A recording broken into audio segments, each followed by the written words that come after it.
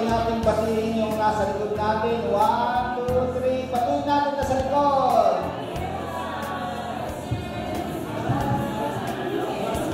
Alright, Merry Christmas and a Happy New Year. Now, yung title ng message is Remembering God's Everlasting Covenant of Grace this Christmas. Pero tingnan muna natin yung mga pinagkakaabalahan natin pag Christmas season. Sa next slide, makikita natin yung ating family and friends. Yan, pagdating ng Kapaskuhan, iniisip natin yung ating mga kapamilya. Whether sila ay narito o nasa malayo, naisip natin yung ating mga family members, yung mga nasa abroad, sinusulatan nila yung kanilang pamilya, yung kanilang, yung iba naman, inaawitan nila yung kanilang mga mahal sa buhay. So, our emphasis on family and friends. Then, sa susunod naman, the slide is about food. Kaya mamaya, meron tayong food. Okay. Alright. Kasi sabi nila ay patlak daw. Kanya-kanyang dala. Ano? Yung si Sister Lynn medyo may sakit kahapon.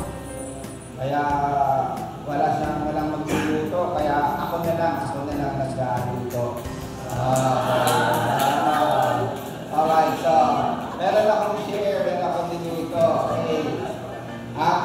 Ang niluto ko yung Korean kambuchi. Beef stew. Alright, so tikman natin kung kumasa. Alright. Meron din mga other activities, festivities na kasiyahan. Yung iba, mayroong carnival, pupunta sa saan-saan para magsaya. Alright, so maraming mga activities, festivities during Christmas season. Basta magsaya. Kung kayo sa mall, nandun si Santa Claus, minsan may mga clown or whatever, no? Para magbigay ng kasiyahan. And then, meron ding fellowship. Yan, ito po yung mga kababaihan kahapon. Okay. Meron silang mga costume, ano? Alright, yung iba-iba, meron diyang Minnie Mouse, meron diyang Barbie, meron kang Queen Elizabeth, okay. Meron ding Elf, alright. May Encantadia pa, alright, may Santa, alright, kung ano-ano, may Diyos-Diyosan pa, goddess daw. Alright, kasama ito sa ating ginagawa tuwing Kapaskuhan, fellowship. And then, next is fashion. Yan, okay, yung bibili ng damit, ano fashion kayo, ano kayong fashion next year. May mga nagpe-predict kung ano na yung color na maganda, or ano, yung buhok, or whatever next year.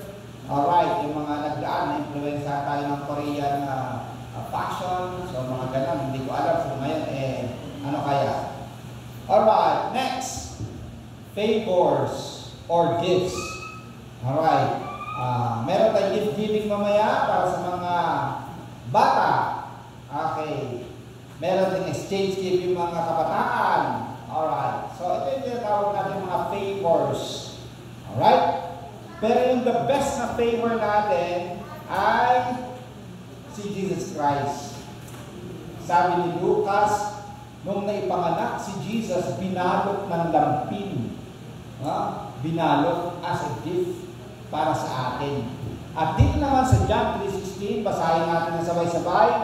For God so loved the world that He gave His one and only Son, that whoever believes in Him shall not perish, but have eternal life. So makita natin dito yung regalo ng Diyos na ang kanyang anak mismo na si Jesus Christ. Kaya sinaselebrate natin ang kanyang birth. Sinaselebrate natin ang kanyang kapanganakan this Christmas season. Pinapakita dito yung pagmamahal ng Diyos sa atin. Kasi the main reason kung bakit dumating si Jesus as a gift, para bayaran yung ating mga kasalanan.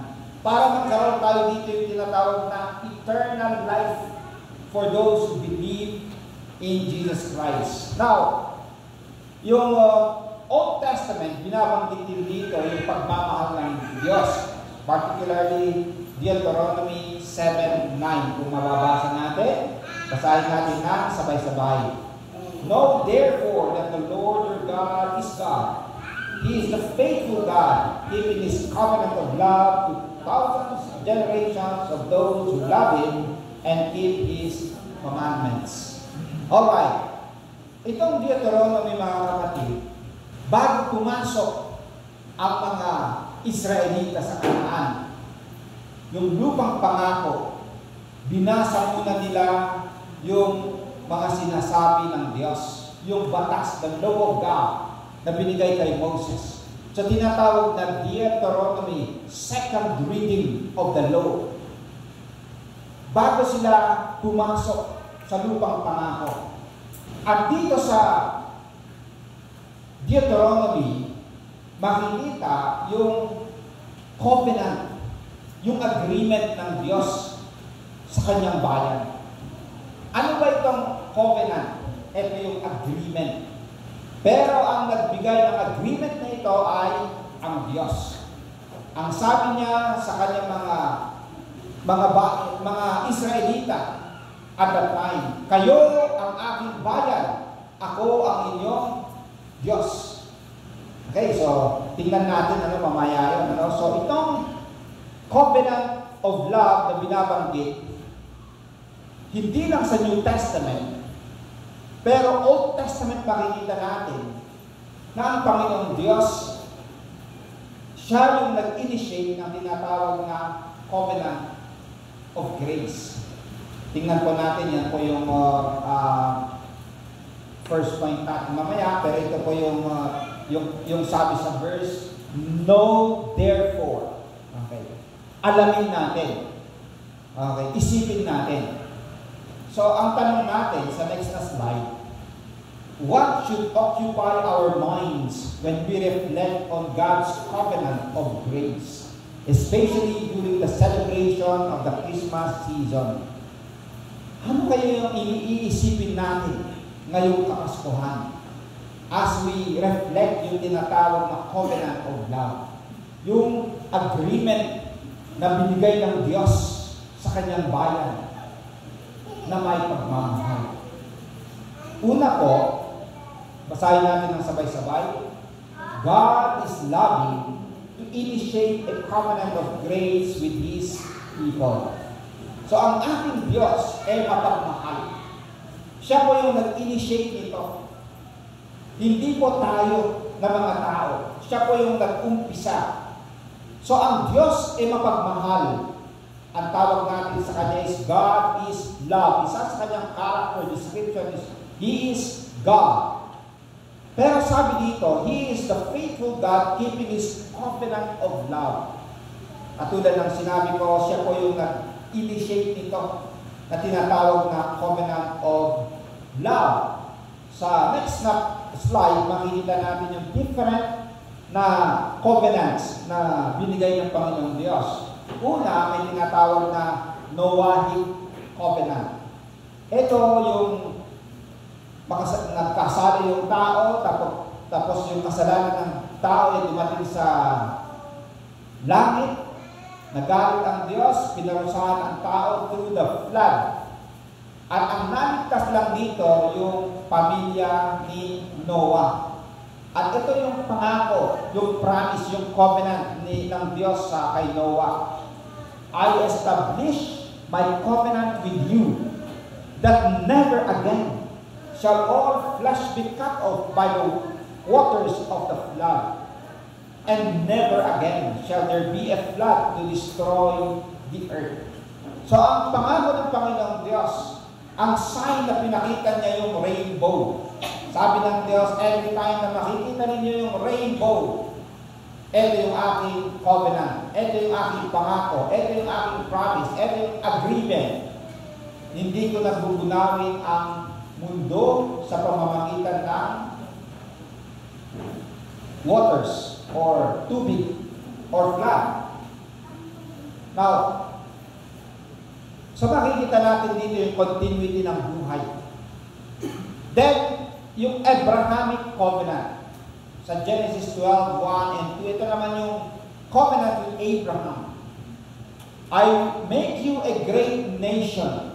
I will bless you and make your name great, and you shall be a blessing. In you all the families of the earth shall be blessed. So ang pangako ng Panginoon kay Abraham, pagpapalain kita, Abraham, at gagawin kitang pagpapala sa maraming na tao.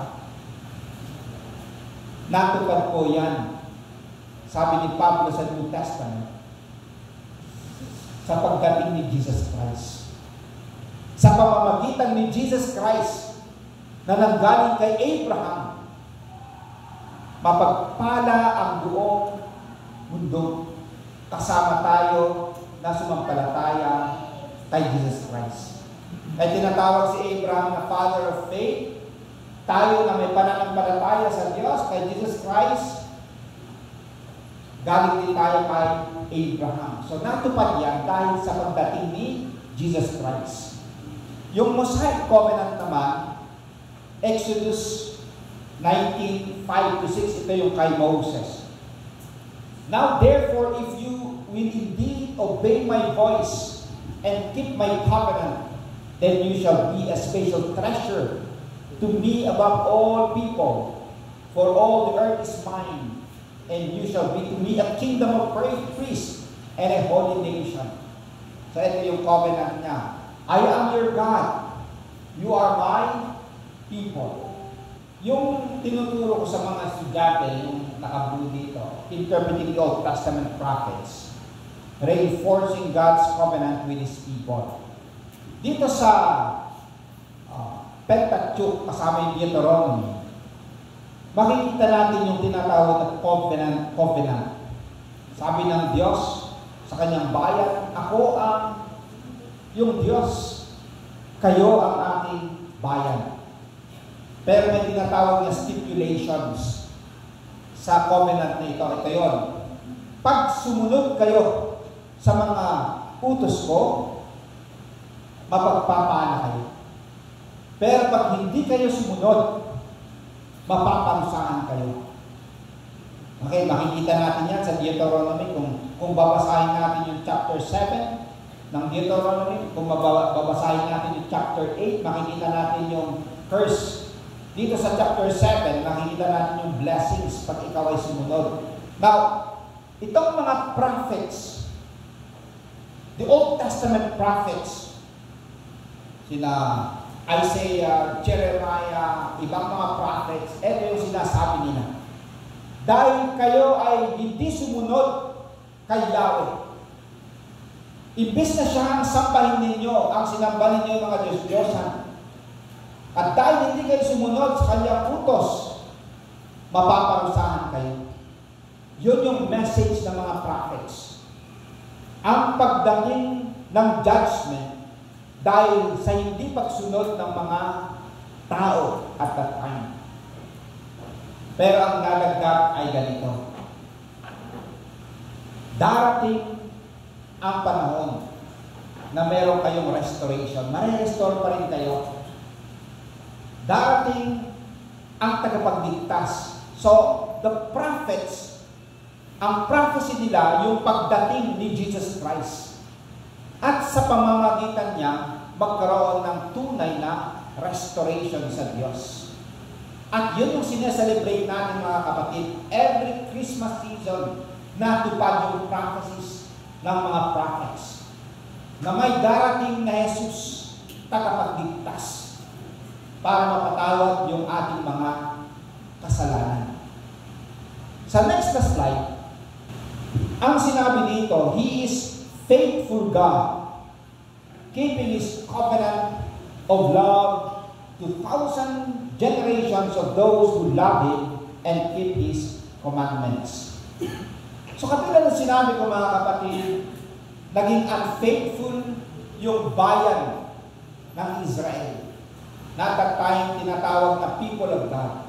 Naging unfaithful sila. Pero kahit na, ang Diyos pa rin, He is the faithful God. Kaya nagpadala siya ng kanilang tagapagligtas, ng ating tagapagligtas din.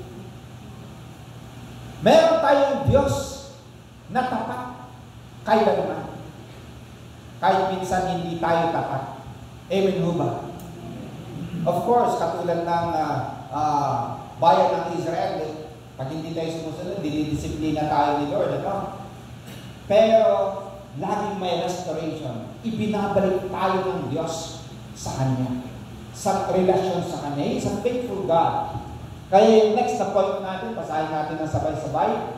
God is faithful to keep His covenant of grace with His people. Alright, so ganun po yung nabasa natin sa next na slide. Okay, basahin ko po yung next na slide din. The covenant of works rooted in human obedience met its match in the frailty of our fallen nature.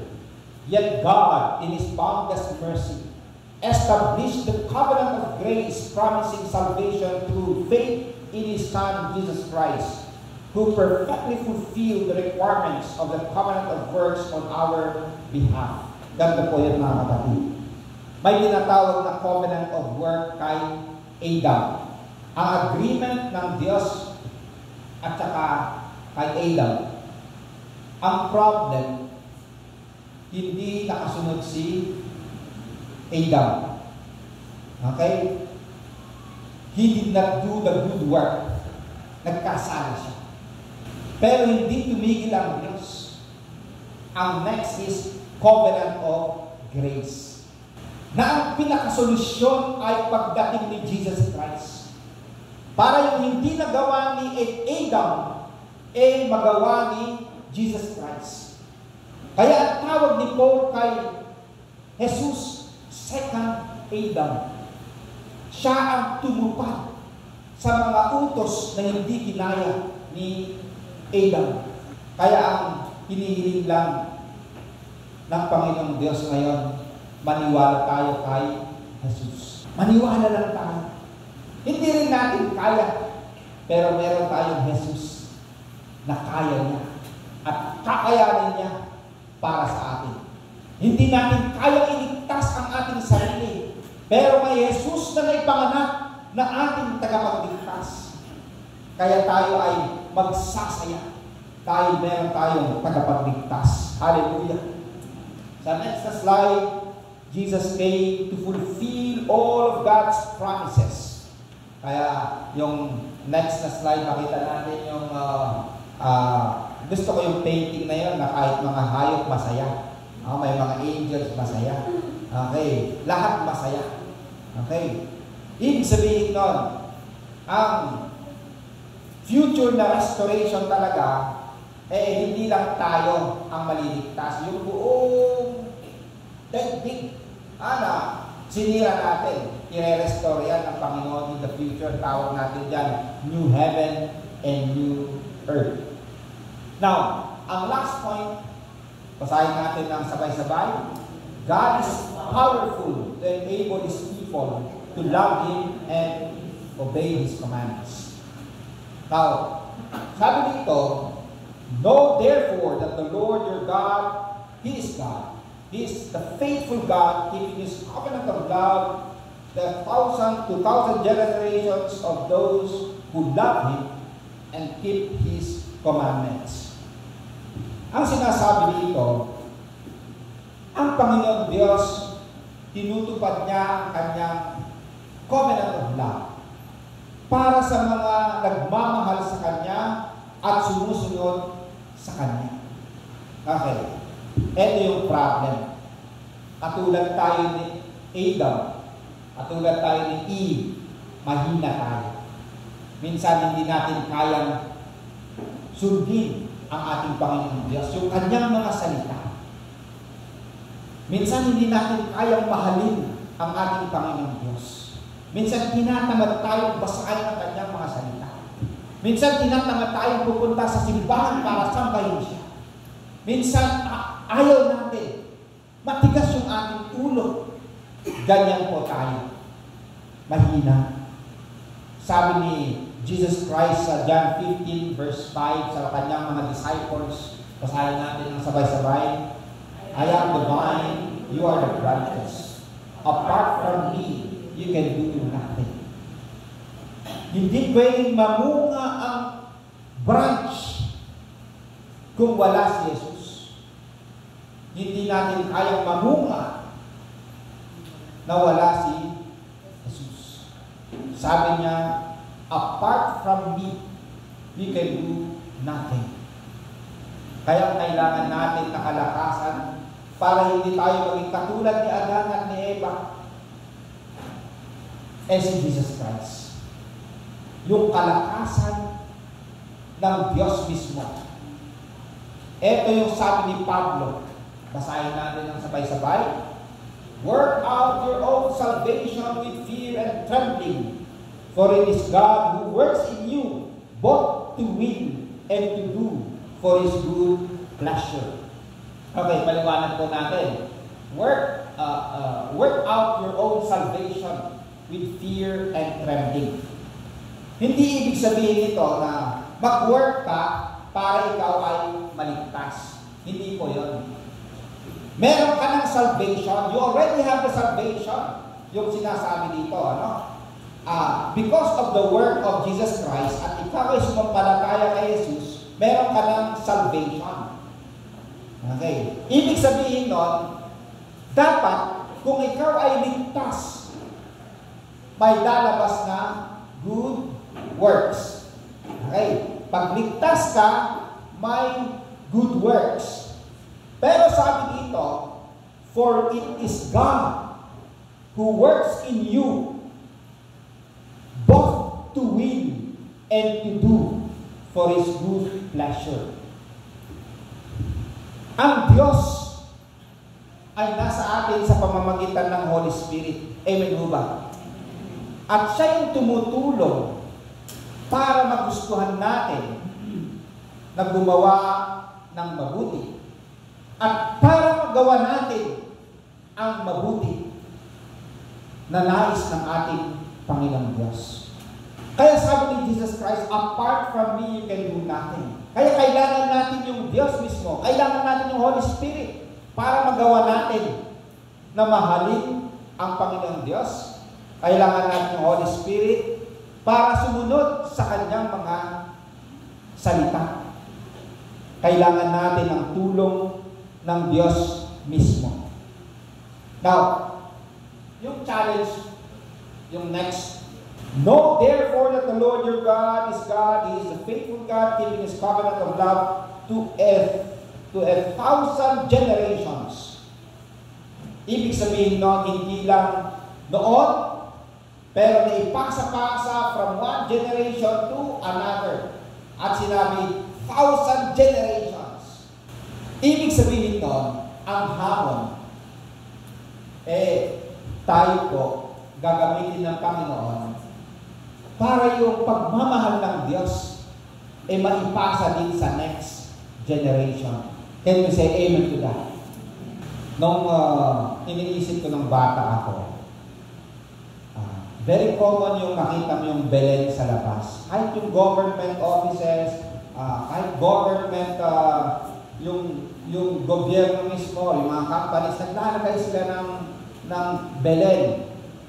So, pag ikaw isang bata, nakikita mo, ito yung Christmas. Then gagawa ng mga stars kasi star lang ni Jesus Christ yun. Ano? And then gagawa ka ng card.